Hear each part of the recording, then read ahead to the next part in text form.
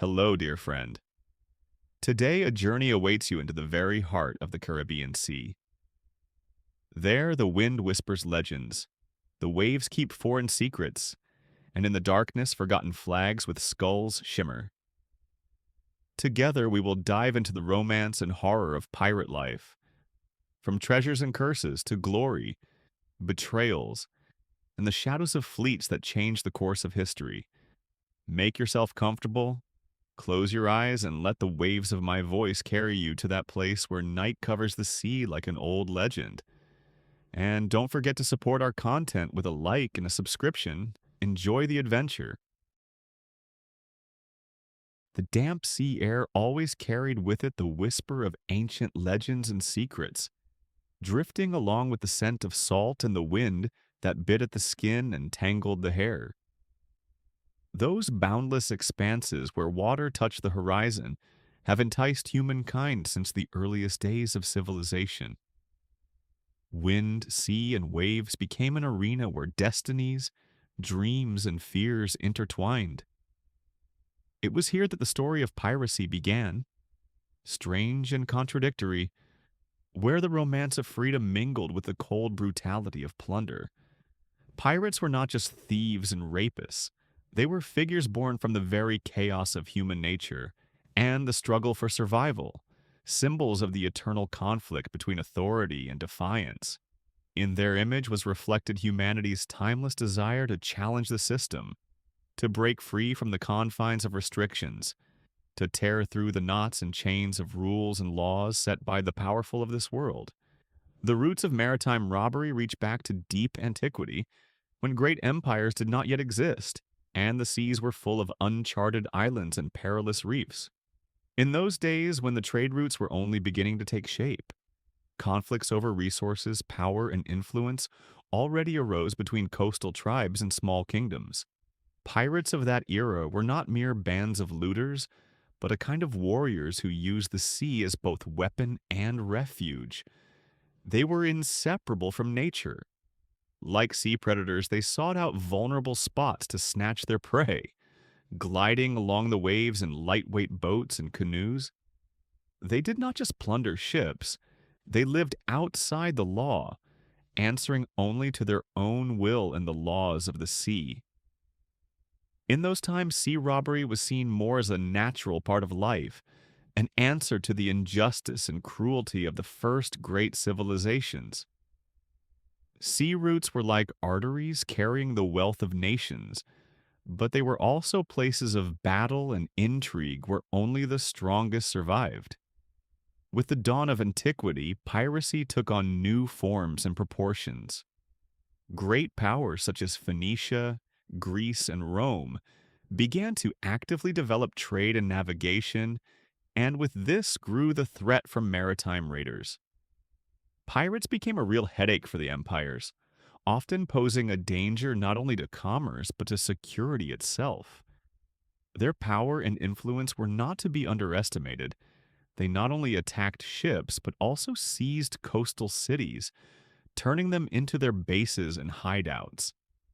The medieval era, meanwhile, became a time when piracy assumed a pattern of system and organization.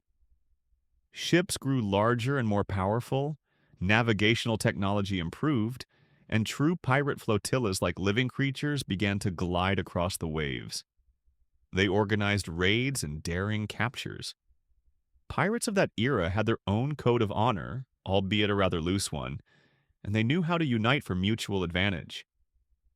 They became not only enemies of kings and queens, but tools in their political games, serving as secret allies or hidden foes in the struggle for influence. In that age, pirates lived on the edge between light and darkness, between civilization and anarchy. Their lives were full of danger, yet also of freedom. They were like mythical heroes whose images were woven into tales and legends, birthing myths that over the years grew richer and more detailed. These stories of fearless captains and endless adventures, of hidden treasures and terrible punishments, became part of our cultural heritage, transporting listeners to a world where reality blends with fiction. Pirates of ancient and medieval times are not just shadows of the past, but symbols of the human spirit that will not bow to circumstances and always seeks a way through the limitless spaces. Their story is a mirror of our own struggle against limits, of the quest for freedom and room for legends, which both calm and inspire. The great age of change always gives birth to new heroes, and sometimes to rebels who become the symbols of an entire era.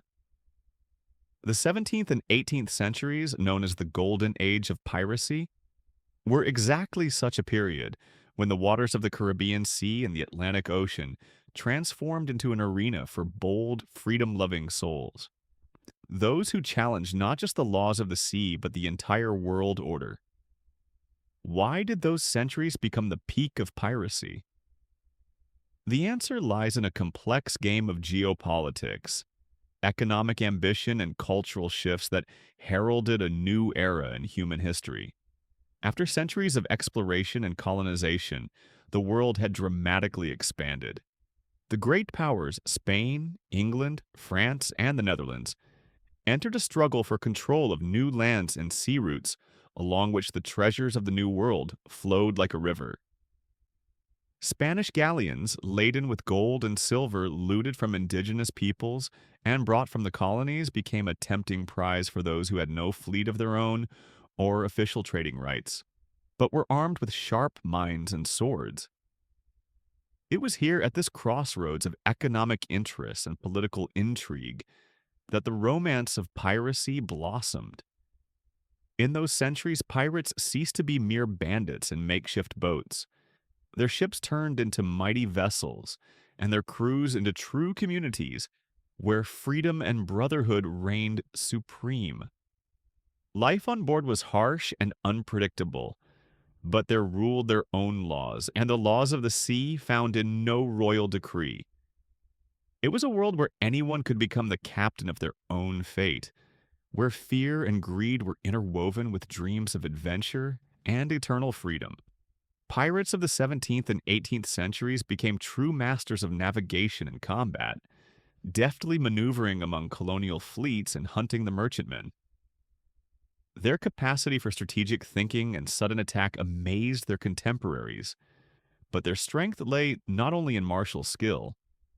It was a time when pirates became almost political figures, playing on the side of one empire or another, serving as secret agents, privateers, or even legitimate sailors in different periods of their lives. However, behind this glamorous facade lurked a cruel and harsh reality. Pirate life was short and dangerous, filled with betrayals, brutal punishments, and the fight to survive. Yet despite the ever-present fear of death, legends of these freedom-loving captains, their daring raids and countless treasures, spread across the world, drawing new adventurers and dreamers. The Golden Age of Piracy is not simply a historical period, but a symbol of the great struggle between power and freedom, between order and chaos. It was an era when the sea became the theater of human passions, ambitions, and hopes, and the pirates were living legends whose voices still echo in the whisper of the waves and in the shadows of the setting sun. The Caribbean Sea is like a labyrinth of countless islands, bays, and inlets, where each wave whispers of secrets and adventure. This aquatic world, bathed in tropical sunshine and cooled by sea breezes, seemed both paradise and trap, an ideal refuge for those who chose the pirate's path. Why was it here, amid turquoise waves and groves of palms, that one of the most famous pirate havens in history took shape? The answer lies in a tangle of natural conditions, geopolitical circumstances, and economic opportunities. The Caribbean is a territory where nature itself seems to have created the perfect stage for maritime exploits. Hundreds of islands, many cloaked in dense jungles hiding secluded coves, provided ideal hideouts from pursuit. Winding passages and tiny channels became natural traps for enemies, allowing pirates to easily evade confrontation with powerful navies. In this archipelago, one could not only hide but also establish secret bases from which to conveniently launch raids on passing treasure laden ships. Yet, geography was not the only factor. By that time, the Caribbean had become the crossroads of world trade routes, connecting Europe with the New World and Asian colonies. Spanish galleons carrying gold, silver, spices, and other riches regularly plied these routes between continents, turning the region into a true gold mine for those who knew how to exploit it. These treasure-filled ships drew pirates like magnets, and the weakness and dispersion of colonial flights only fueled their boldness. No less important were the political and social conditions. Power in the Caribbean region was fragmented, and the various European nations vied for control over lands and seas. This created fertile soil for corruption, secret pacts, and double dealing, where pirates often served as tools in the conflicts of empires. Some of them even received official letters of marque, becoming corsairs acting in the name of kingdoms, which further complicated and blurred their status between criminals and heroes. The Caribbean became not just a hideout for pirates, but their home, a space where liberty and danger walked hand in hand. It was here that legends were born, destinies intertwined, and the interests of the most diverse players clashed, creating a unique cultural and historical tapestry still shrouded in mystique and romance. In this blue sunlit world, pirates found not only wealth, but a purpose. The chance to live outside the law by their own rules and to fight for freedom on the razor edge between light and darkness. The Caribbean Sea became a mirror of their soul. Beautiful yet dangerous, alluring and merciless, just like life itself. Spanish galleons are the true legends of the seas, slowly and majestically crossing the boundless oceans like floating palaces, laden with untold treasures. Their decks creaked under the weight of gold and silver, precious gemstones, and the finest fabrics acquired in the far-off lands of the New World. These ships were not merely transports, but symbols of the might of the Spanish Empire, carrying colonial riches across the dangers of the ocean to maintain its power over the world. But somewhere in the shadows of their sails, amid storms and the endless blue, lay in wait pirates, ready to rip away this shining cover and seize everything for themselves. The New World, discovered by Christopher Columbus and those who followed, became a source of inexhaustible wealth. Its lands hid countless treasures, the gold of the Incas, the silver of the Aztecs, exotic spices, and rare commodities that seemed like true magic to the Europeans. Spanish galleons sailed from American ports to Europe, laden to the hilt. Each of their voyages was like a journey through time and space, uniting two worlds in one endless dance of trade and power. But these routes were dangerous for reasons beyond the elements. Pirates, like ghosts, hung over the galleons, probing for weaknesses and moments of vulnerability. They knew that behind every colossal ship lay priceless loot, and they were willing to risk everything to claim it. These sea robbers did more than just plunder. They were writing their own history, rewriting the destinies of empires and creating new legends. The Spanish galleons were vulnerable despite their many cannons and escorts. Their heavy hulls and slow speed made them easy prey for the agile, swift pirate ships.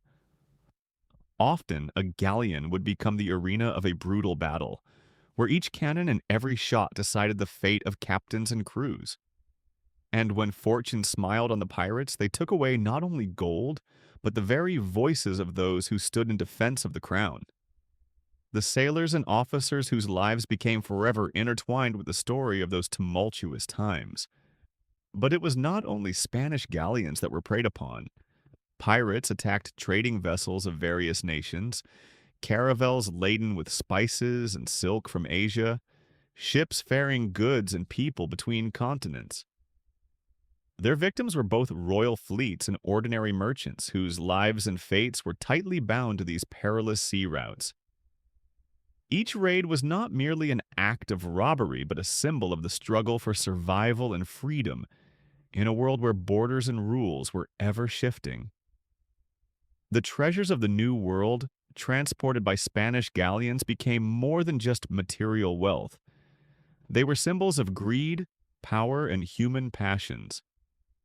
Their fate is a story of a clash of civilizations, a battle for influence and a right to exist, in which pirates played the part of unpredictable players, balancing on the fine line between heroism and crime.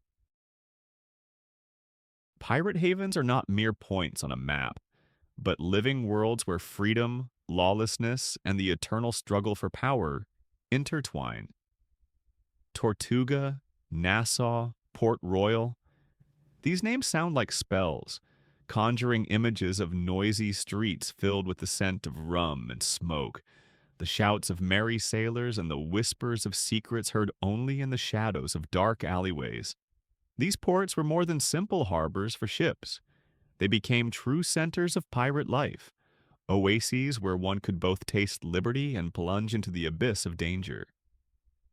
Tortuga, a small island off the coast of Haiti, became one of the first such refugees.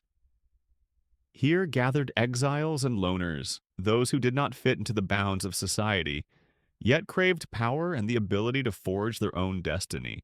With its stark beauty and impenetrable thickets, the island offered shelter from pursuers, and its proximity to trade routes provided the opportunity to attack passing vessels. Tortuga turned into a kind of pirate republic, where even a form of self-government emerged, albeit chaotic, brutal, and bloody. Nassau, located in the Bahamas, became in its time the epicenter of pirate influence in the Caribbean. There gathered not just lone pirates, but entire flotillas of pirate ships, organized into communities where mutual aid and agreements mattered more than royal edicts. Nassau could truly be called a city of the lawless, where power belonged to those strong and willful enough to keep chaos in hand. Within its walls, legends were born of fearless captains, men ready to challenge anyone who dared to threaten their freedom.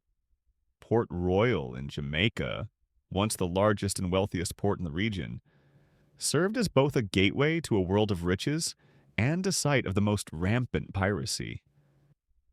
Here the paths of merchants and marauders converged, and luxury and squalor, revelry and cruelty blended into a single kaleidoscope of life. Port Royal was considered one of the most dangerous yet most alluring places on earth. A place where one could find loyal friends or deceitful enemies, and where each evening might be your last. All these havens shared one trait, an atmosphere of utter freedom, but also utter instability. Laws here were not written with ink, but with blood and force. And everyone who crossed their threshold understood that law and order were mere illusions.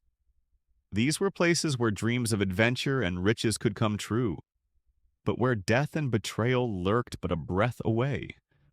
Pirate havens are symbols of defiance and rebellion, spaces where anyone could become anyone and live life by their own rules, even if the price for it was extremely high. Their history is the history of a world where order and chaos wage an eternal battle, and where freedom often proves to be the most precious and yet the most fragile gift. Beyond the blue veil of the ocean, where the sun danced on the waves and the horizon seemed endless, unfolded not only the struggle between pirates and their victims, but a far more intricate game of political intrigue and secret alliances hidden from most eyes. Pirates, those rebellious souls and defiant wanderers of the seas, were not always mere merciless criminals. Often they became tools in the hands of mighty empires, shadowy pieces in the great chess game of world domination and influence played by the most powerful nations on earth. The 17th and 18th centuries were the time when European empires, Spain, England, France, and the Netherlands, challenged one another in the fight for control of vast colonies and vital maritime trade routes. In these endless ocean expanses, there was no room for the weak. But behind the noise of official wars and thunderous battles lay subtler strategies, cunning and indirect. The empires used pirates not as enemies, but as secret allies, capable of delivering an unexpected, devastating blow without declaring war. England, for example, actively issued so-called letters of marque, licenses to carry out acts of war against enemy ships, turning pirates into private naval warriors sanctioned by the crown. This gave them a certain legitimacy and covered their actions with an official flag, even though most of their raids bore all the hallmarks of simple piracy. This dual status created a strange symbiosis. Pirates were at once outlaws and defenders of imperial interests, free agents in the service of the great powers.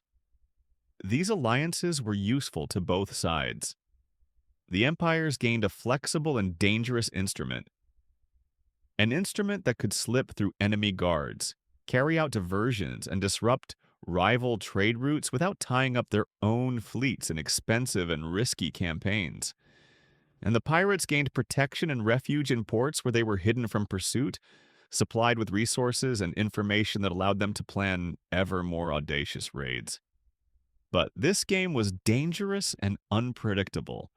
The freedom of the pirates was conditional and depended on how useful they were to the empire.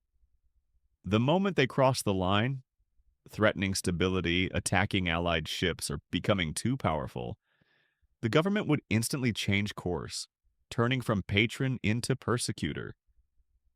Many famous pirates who had served the crowns were ultimately betrayed, captured, and hanged by the very empires they had once aided. This complex and contradictory alliance between pirates and empires became one of the key factors that determined the course of maritime history.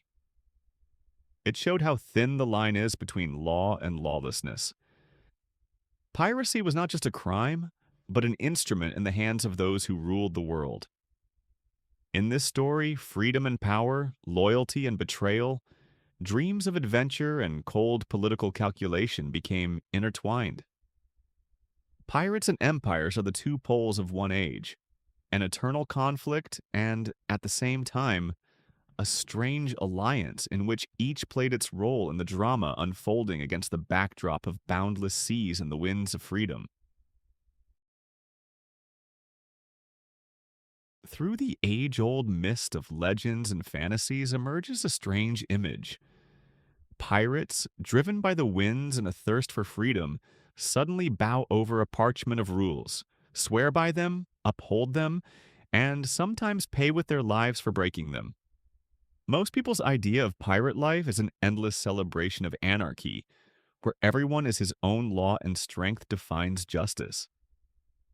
Yet behind this chaos and wild revelry lay a harsh, though unwritten system, a particular order, almost a philosophy, by which these sea robbers lived.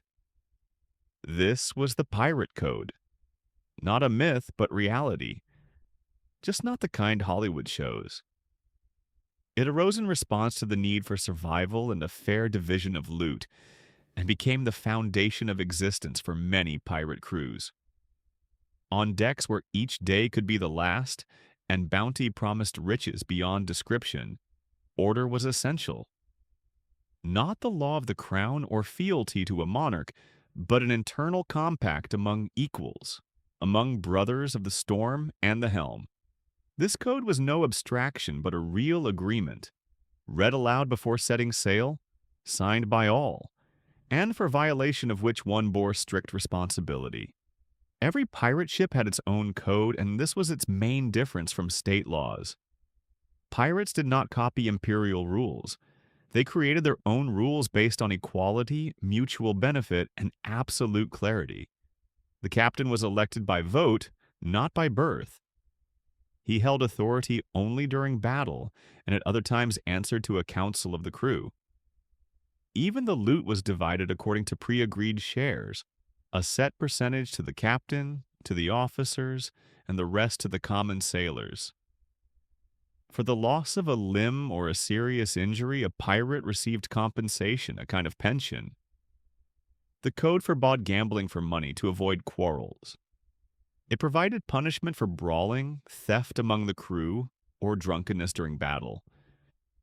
Any conflict was resolved either before the whole crew or by a duel on land. It was a harsh world, but in its own way a just one. in which each man knew that behind these rules stood not a king's will, but the will of equal comrades. For many rebels, runaways, former sailors, slaves, and mercenaries, a pirate ship was the first arena where their voice could mean something. There were no noble titles or pedigrees here, only courage, skill with weapons, and loyalty to the crew. The code turned a motley rabble into a fighting unit, a community with its own values where even in complete freedom there were boundaries, enforced by respect and fear. Of course, over time, especially after books and films appeared, the image of the pirate code began to lose its true colors. It was portrayed sometimes as a romantic utopia, sometimes as a caricature of cruelty. But historical sources, including contemporary accounts and found lists of captains' rules, like those of Bartholomew Roberts or John Phillips, confirm the code was not fiction, but a necessity. And it really existed, dictating how to live, to divide, to fight, and to die. The pirate code is a reflection of the strange contradictions at the heart of the pirate spirit. Freedom unbridled and almost absolute, but not chaotic. Without king's authority, but not without order. It was a law forged in struggle and the fear of betrayal. A law whose main goal was to survive.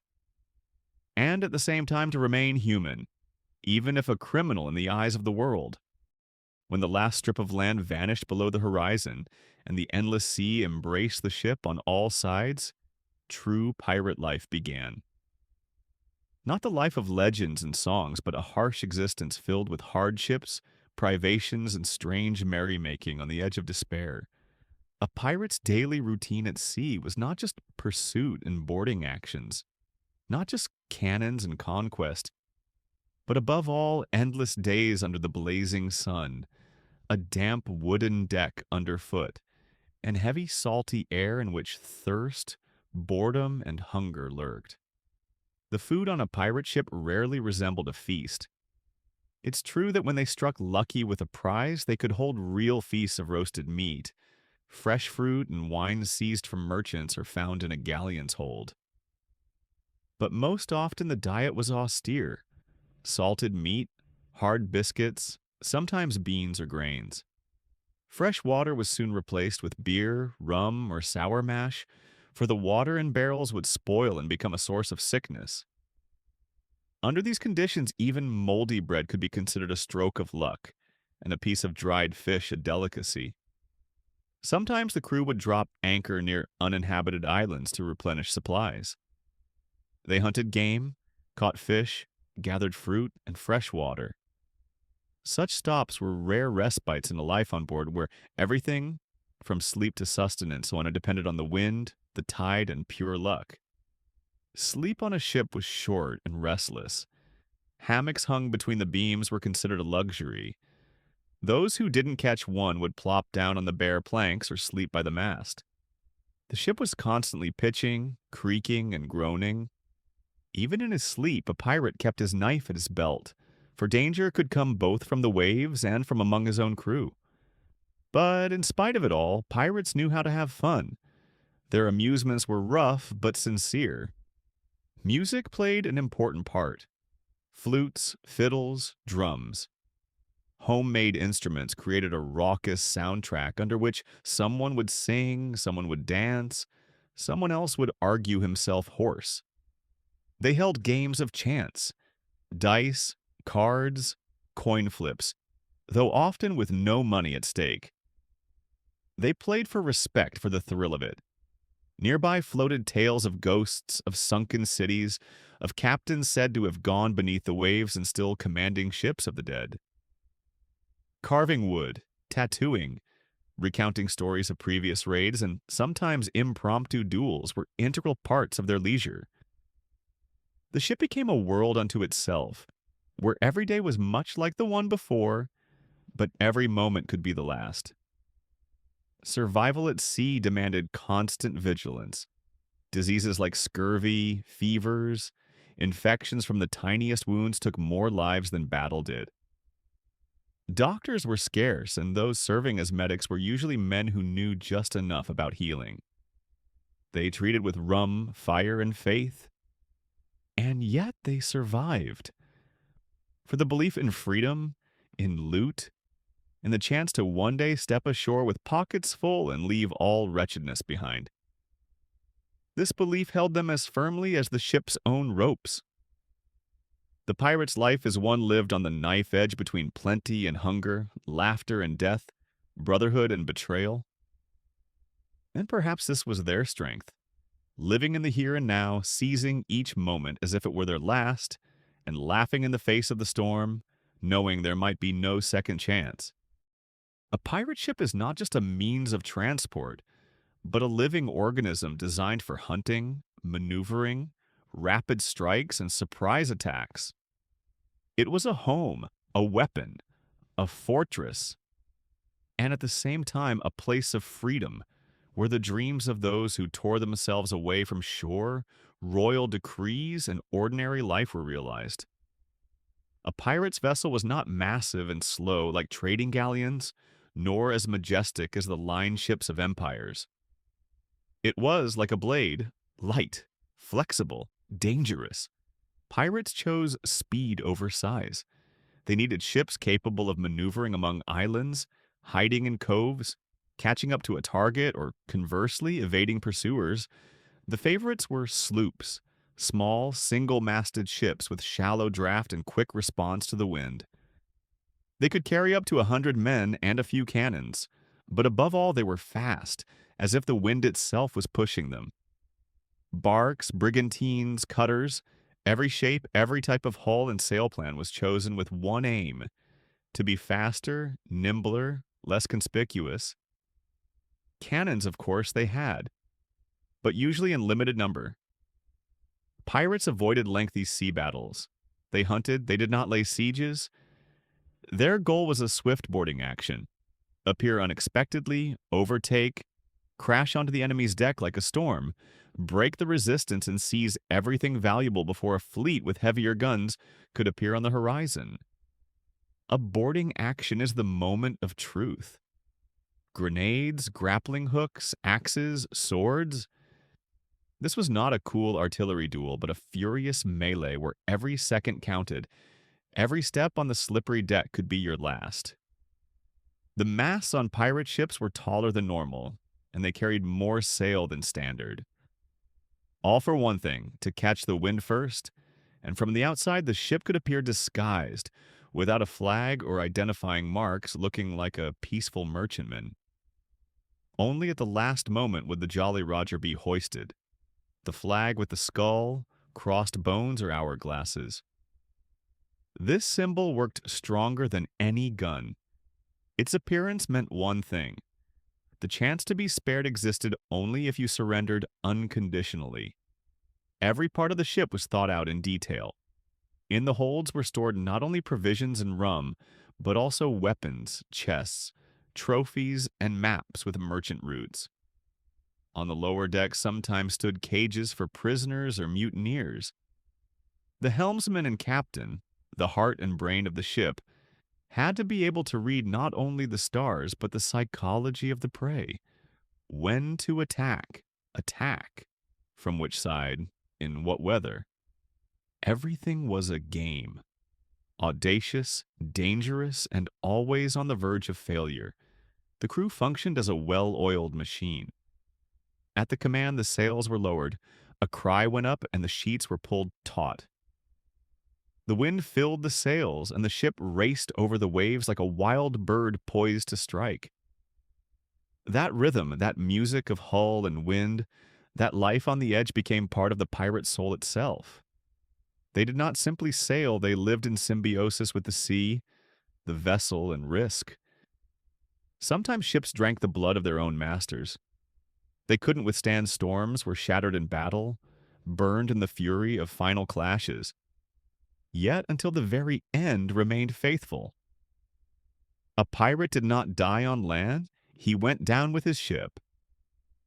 Legends say that the best captains became fused with their vessels. In the roar of the storm you could hear their laughter, and in the creak of the mast their whisper. Thus these ships lived, as hunters, as hiding places, as phantom silhouettes in the fog. Their outlines dissolved in the setting sun, but their memory remained in the song of the sea.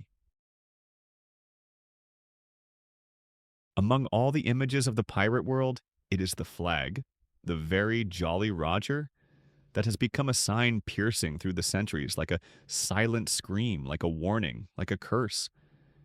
It flutters above the ship like the curtain before the final act, a harbinger that no choice remains. A single silhouette on the horizon will freeze the blood in your veins, for it is not just a scrap of cloth with a skull, it is the language of death, understood by anyone who has once sailed the seas. The skull and crossbones flag was never the same on every ship. Each captain crafted his own version, and in that was a special kind of magic. These flags were personal emblems, coats of arms of these landless kings. The skull, a reminder of life's end.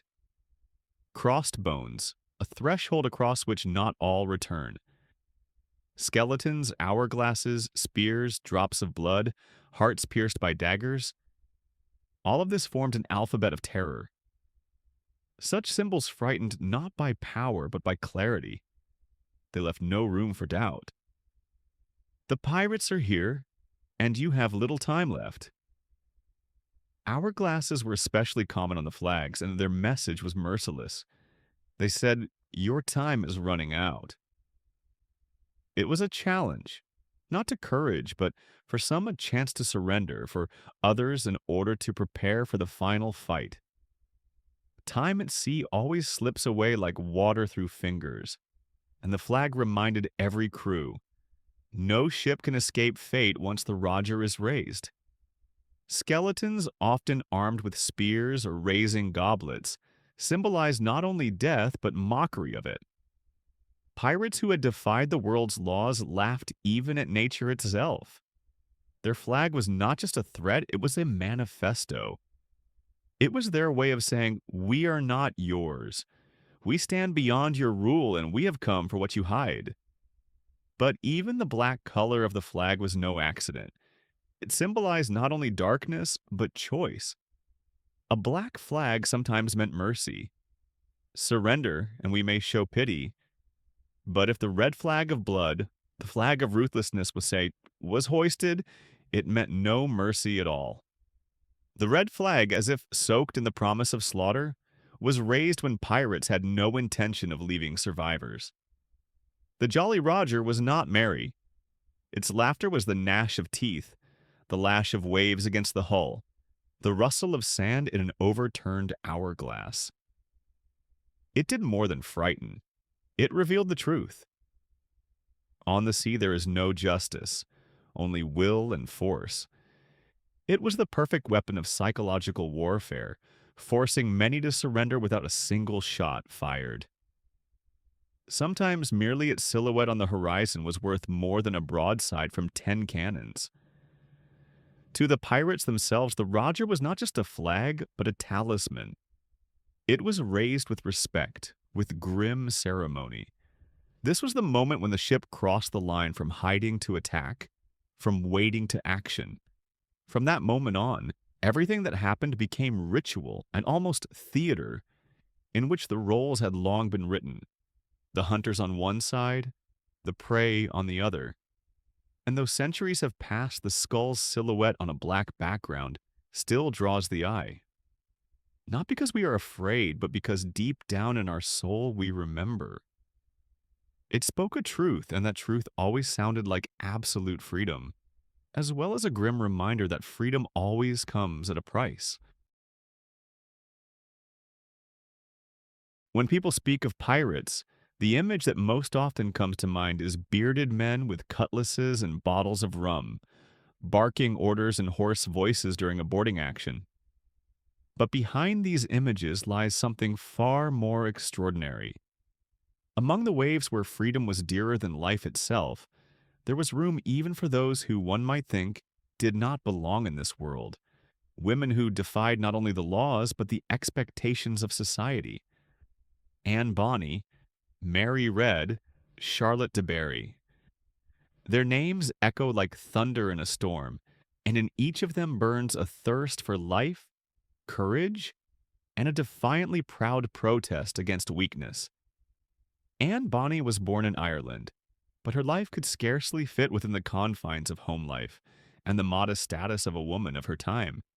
From a young age, a flame of rebellion burned within her, and a desire to act now, to be true to herself. Her path crossed that of Captain Jack Rackham, known as Calico Jack. She donned male attire and took up a cutlass and set out to sea. And, remarkably, the crew accepted her not out of pity, but on the basis of her abilities. Anne fought on equal terms, commanded, argued, drank rum, and lived to the rhythm of the ship's watch. She was respected not for her beauty, but for her bravery.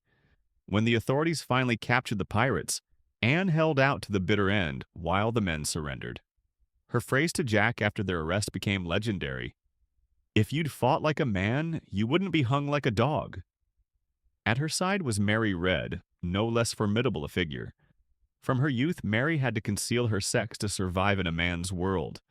First in the army, then on a pirate ship, her friendship with Anne became more than a mere alliance in arms. It was a melding of two souls who had thrown off orders and norms and chosen an unknown course. Mary was fearless and resolute, and rumor had it she could outmatch any man. When both of them ended up in prison, Mary was already pregnant, and for a time that saved her life. But she later died of fever, never seeing freedom again. There were others as well. Charlotte de Barry, a semi-mythical figure wrapped in legend. They say she disguised herself as a man to accompany her husband on voyages, and after his death took command of a pirate ship. Allegedly, she challenged entire fleets and held Africa's shore in terror. What is truth and what is fiction is no longer as important. The very fact that such stories live on speaks the main point. Women on pirate ships were a reality, not an exception. These women did not seek approval. They asked for no permission. They were not pirate wives, they were pirates themselves.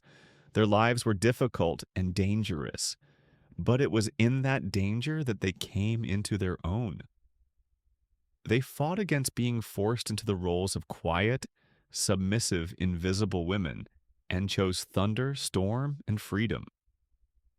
On a deck where only the wind and steel rule, there is no gender, only strength of spirit. The stories of Anne and Mary are not just episodes of maritime history. They are a defiant, desperate, proud challenge to the ages. A reminder that the spirit of rebellion and freedom knows no bounds, obeys no rules, and will always find those who are ready to step beyond the everyday to conquer their own seas. Every sea remembers its ghost, but the Caribbean is special. Its waves still whisper the names of those who ruled here, not by law, but by the might of force. Henry Morgan, Blackbeard, Calico Jack. Their stories are not simply pages of the past. They are living myths. They breathe, creak with the ship's mass, thunder with cannon fire, and smell of rum and gunpowder. Each of them was not just a man, but a symbol of an age where freedom was weighed in death, and life was worth only what you could wrest from it. Henry Morgan began as a privateer, a lawful pirate under the English flag, but he surpassed all his contemporaries not only in cruelty, but in scale. His raids on the Spanish colonies of the New World were not mere robberies, but true military campaigns. He seized Panama, sacked Portobello and Maracaibo, commanding flotillas whose numbers could rival the fleets of small nations.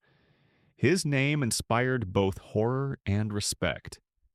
He was a strategist, not a mere bandit. He knew how to make gold sing and how to bend the heads of his enemies. Later, when the dust of battle had settled, Morgan became the governor of Jamaica, taking the throne of power he had once set aflame for others. A pirate who became a ruler, a predator who tamed an empire. If Morgan was a predatory politician, then Blackbeard was the devil in human form.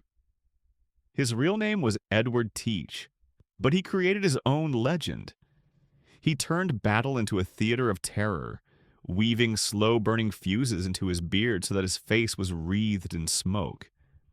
He carried several pistols across his chest, and his eyes, according to witnesses, burned like a madman's. His ship, Queen Anne's Revenge, was a real fortress on the waves. He controlled entire stretches of coastline, collecting tribute like a feudal lord. The power of kings mattered little to him, for he himself was king of his ocean. Even his death became legendary. Before Blackbeard fell, over 20 wounds were counted on his body, 5 of them from point-blank range. He died slowly, as if refusing to surrender even in death. Calico Jack was completely different. He entered history not so much for his exploits as for his style. His nickname came from the bright calico clothing he favored, and his flag, a skull with 2 crossed sabers, became one of the most famous symbols of piracy. But most of all, his ship was the stage for 2 women fighters, Anne Bonny and Mary Red. He was not as brutal as Blackbeard, nor as ambitious as Morgan. His voyages were audacious but brief. In him there was more romance, more madness. He was like a child of freedom that gazed too early into the eyes of sunset. These 3 are completely different, but together they outline the contours of the same epoch we call the Golden Age of Piracy. One a politician, the second a demon, the third a poet of plunder. Each of them has been forever etched into the heart of the Caribbean Sea, in the crackling of sails, the roar of cannons, the memory of the islands. Their images grew larger than life, for they embodied the ultimate defiance. Not to the sea, not to death, not to the world. On board a pirate ship, among the rocking hammocks, the creaking rigging, and the smell of rum mingling with fresh blood, there existed not only freedom, but a terrible, silent boundary. It was a thin, nearly invisible line, beyond which the shadows began. There was no romance or brotherhood there, only vengeance. For in a world with no king and no law, a traitor is more than a criminal. He is a crack in the hull of the ship. And if that crack is not sealed, it will sink everyone. Betrayal among pirates was considered a sin far worse than in the civilized world, because here each man depended on every other. In the very heart of the stormy sea, surrounded by enemies and greed, the pirates made a silent pact. Trust is an anchor. Break it, and you cut the line. The entire crew plunges into the abyss. Punishments were brutal, but not arbitrary. Like the pirate code itself, they were born not from a desire to torture, but from the necessity to survive. And in that harshness, there was its own logic, its own order. One of the most infamous punishments was marooning on a deserted island, like a silent exile, without weapons, without food, sometimes with only a bottle of water and a pistol with a single shot. Such a man had once been a mate in life. His footsteps in the sand became a countdown. Sometimes he managed to survive. More often, he did not. The sea would claim his name, leaving only a legend behind. No less horrific was the ordeal of keel hauling, a punishment that turned the sea itself into an instrument of torture. The criminal was tied to a rope and dragged under the ship's keel from one side to the other. The water, full of jagged shells and barnacles, tore at the body, leaving scars like the claws of the very sea. It was not mere physical pain, it was ritual, a reminder that the sea sees all, and it too is judge. Sometimes punishment was meted out in public. Theft from one's own, mutiny, cowardice in battle. Any of these could end with flogging or even death. The guilty were sometimes tied to the mast, forced to stand for hours under the burning sun without water. Sometimes they were hung out on the yardarms, so that the next port would see the ship not a-rigging its flag, but a body dangling from it. This was a message. We have no prisons, but we have memory, and it is more terrible than any chain. Particularly dreadsome was the punishment for conspiracy or mutiny. If the crew sensed that someone was plotting a takeover, the retribution came swiftly. The council would decide, and punishment followed without hesitation. For rebellion destroyed not just discipline, it ate away at the very heart of the ship. Pirates could forgive many things: audacity, disobedience, even stupidity, but not betrayal. It was seen as a wound that had to be burned out with fire. Sometimes the punishment was bizarre, almost theatrical.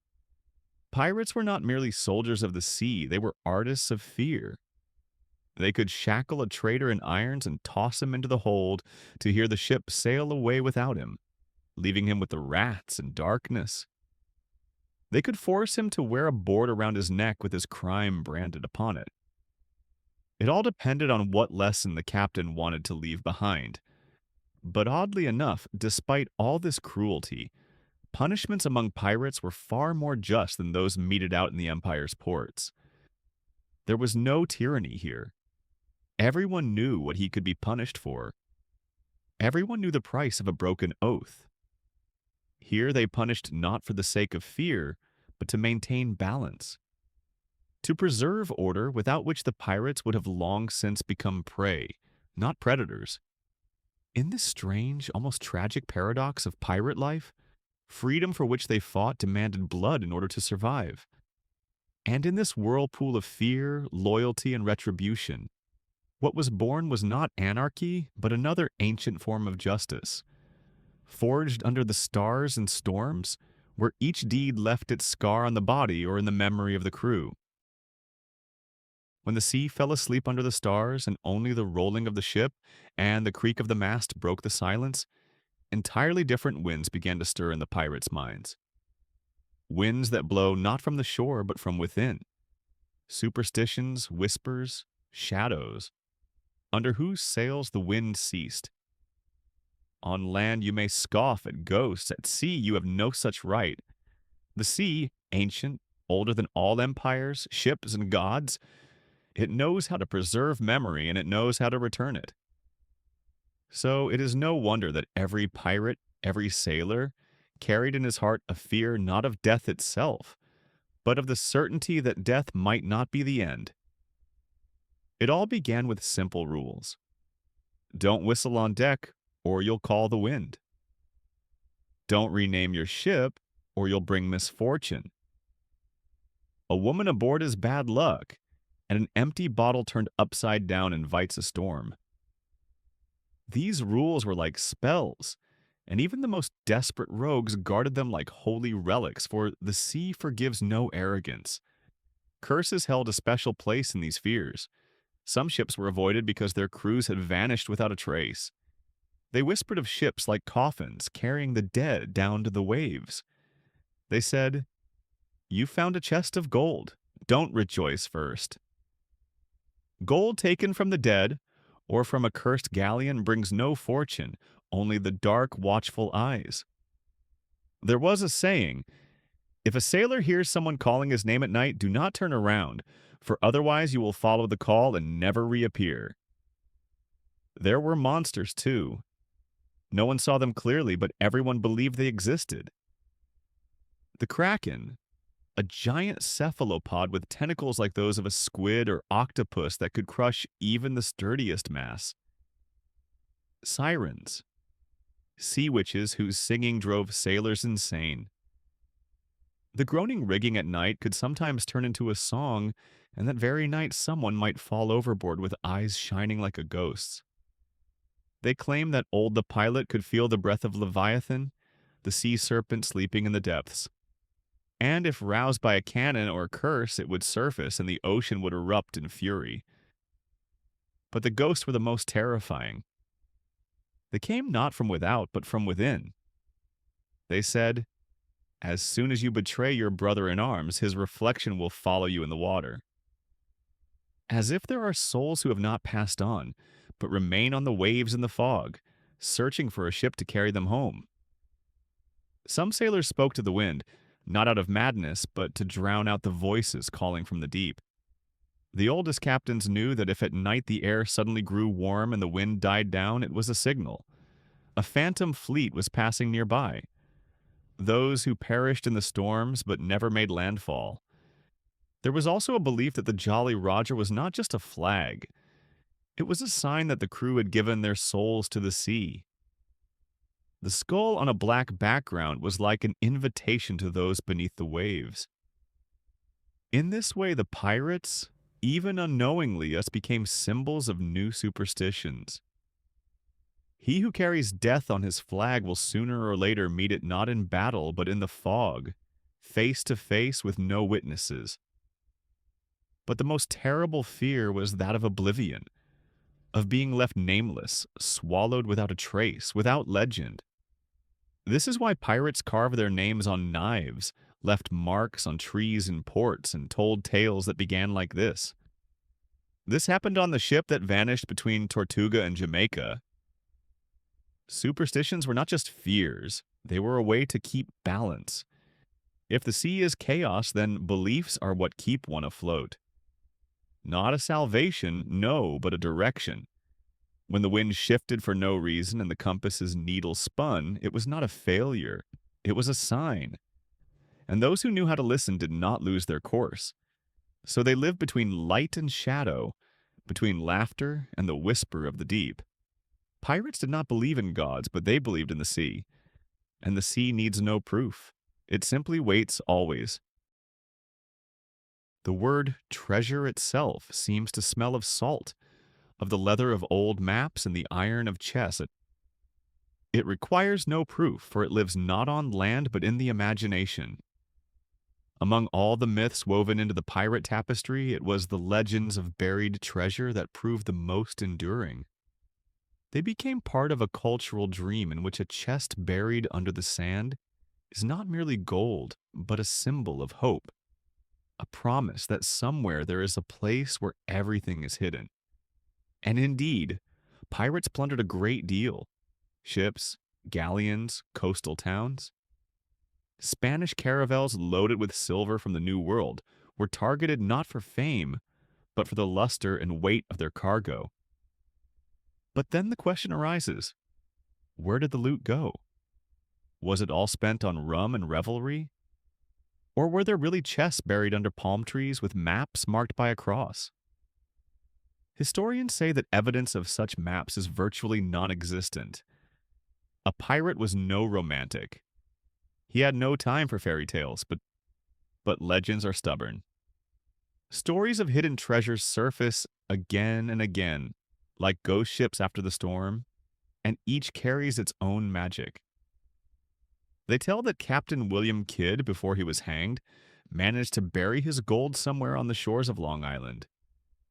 Men searched for it for years, and each man who dug up there became part of the legend. Henry Morgan, who sacked Panama, vanished with part of the haul. And who knows? Perhaps his trail still lies hidden in the caves of Jamaica. And the famous ship Queen Anne's Revenge, belonging to Blackbeard, went to the bottom with its cannons, gold. And so the whispers say, its curse. Maps with crosses, bleached by the sun and soaked with salt. These are not documents but artifacts of a mythic imagination. They are always drawn in a crooked hand, with islands that do not exist and inscriptions like 3 palms at dawn. There is no there, only mystery. It is an invitation to another dimension where reality bends, and you become part of the hunt. The irony is that pirates most likely did not hide treasures for the decades ahead. Their lives were short, dangerous. Money was spent swiftly on rum, weapons, havens. But the thought of a treasure, it was like a vow. I will return. The buried chest was not about the future. It was about hope. What will tomorrow bring? That you do not simply vanish in a storm, but that you leave behind a mark, a trace, a map, a story. Sometimes treasures are indeed found. More often they are not. But the treasure lives even when it is gone. For the true treasure is not the gold, it is the journey to it.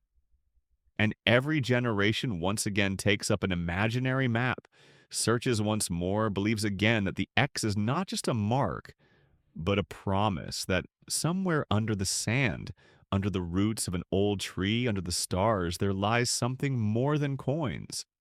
In this eternal chase, the pirates won immortality. For as long as people seek treasure, pirates live on. They live in the rustle of maps, in a child's dreams, in the sunset over the ocean, and perhaps somewhere beyond the horizon, under a cross. It is not gold that truly lies, but Blackbeard's final laugh. The age of piracy, so loud, audacious, and bloody, did not vanish suddenly, did not dissolve into the mist without a trace, but began to fade like a bonfire on the beach, first burning brightly by night, then slowly smoldering, leaving only embers, ashes, and a faint smoke rising over the Caribbean. It was not merely the end of criminal anarchy, it was the collapse of an entire world view, the destruction of an alternative value system, where freedom was more important than law, where honor was measured not by titles but by loyalty to the crew, and where wealth was won not by inheritance but at the tip of a boarding hook. Empires that for centuries had turned a blind eye to pirates, so long as they served their interests, suddenly realized that they no longer needed these inconvenient allies. These wild sea wolves whose flags increasingly flew not above enemy ships, but above the merchant vessels of their own citizens. As borders expanded, colonies were strengthened, and maritime trade became a source of steady profit. A desire for order emerged, and what yesterday had been profitable lawlessness was now seen as a threat to the world order. Alliances once forged in smoke and gunpowder now crumbled under letters, signatures, and royal seals. Pirates who once held letters of marque permitting legal plunder were declared outlaws. And it felt like betrayal, as if the ocean itself had turned away from those who for so long had spoken to it in the same language. The very people once lauded for their courage and daring were hanged in port cities as thieves and traitors, without songs, without a last sip of rum, as if in an attempt to erase even the memory of their deeds. England, Spain, and France were especially active in this purge, those nations that decided it is time to civilize the Caribbean, to tame this region with strict maritime law. They created patrols, burned pirate havens, destroyed the secret networks that for years had linked islands with captains and powerful patrons ashore.